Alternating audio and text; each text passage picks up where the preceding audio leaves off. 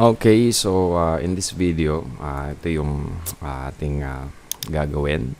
Currently, we have a registration, basic account registration and login. So currently, ito ay ibibigay ko sa inyo. Available siya dun sa ating description, yung ating source code. Yung registration with MD5 hash, login, and then dashboard.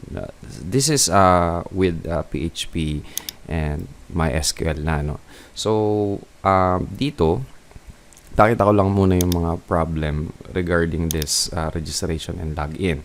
So, in here, we have, pakita muna natin pala to. Yan. So, we have here database websec, account table.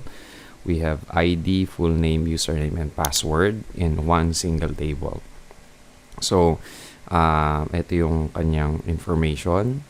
Yan. So, post nyo na lang para mas mabilis tong video natin. And then, sa ating registration, so kapag ka nag-register tayo, so let's say we have gel, register, success. So, as you can see, papasok naman siya dito sa database natin when we log in with wrong password. Yan. So, ginawa ko muna ng text yung password natin for you to see kung ano ba tina-type nating password na login, so invalid credential, but when we use our correct username and password, yan, makakapag-login tayo. So far, at the first glimpse, okay naman siya, but then kapag ka nag-log out tayo, kapag ka ibinak natin siya, as you can see, yan, kumbaga parang hindi siya na-log out even though kahit na i-refresh natin siya. So, another one is, for example, nag-log out tayo and then we head over to dashboard.php, which is yun yung pinupuntahan ng login natin kapag tama yung username and password. Kaya natin siyang i-redirect. Okay, so kumbaga parang useless yung username or useless yung ating registration and login.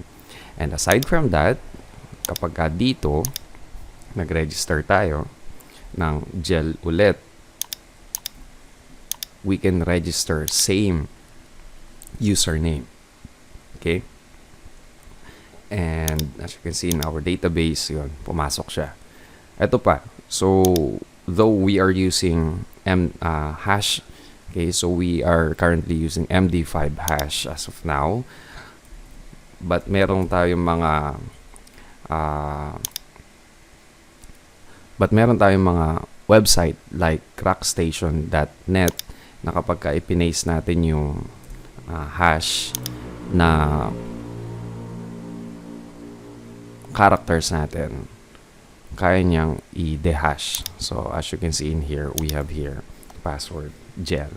Okay, so, yun yung mga problem dito sa may basic registration. Kaya, gagawa natin siya ng solution with regards to this content. So, number one, we will convert our hash from MD5 into bcrypt. We will going to use sanitization also kasi ito pala hindi natin na ipakita. Kapag nag-register tayo, so let's say we use single quotation, which is yan ay ginagamit sa SQL injection. Magto-throw ng error yung ating system, as you can see. Though yung kanina naman gumagana naman siya, diba? So kaya gagamit tayo ng prepared statements for sanitization. Validation ng input natin using regular expression, session, creating our own session token, and then papakita natin kung paano ba gumawa ng basic logs ng then. Okay? So using or implementing functions. Okay? So ito yung mga ginawa natin sa code natin. So glimpse lang natin ng kaunti. So we have in our index, full name, username, password, okay, register.